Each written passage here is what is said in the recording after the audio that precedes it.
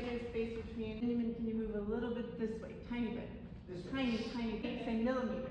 Millimeter to your left.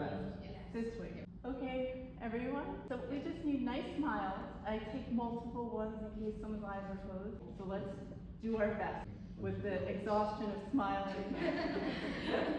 Where do we look? So, very good question. Do not look at him. He's not the photographer. The portrait is here. Keep your arms relaxed. Your hands, don't tense them at all. They should be relaxed. Relax your shoulders. Make sure you do exhales, because that tenseness will be seen in the eyes. And make sure that you have you have nothing in your pockets. We're ready to roll.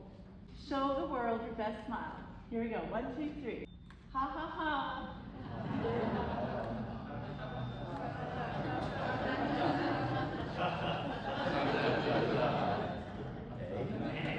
A nice gentle smile like, hi. So far we're looking good.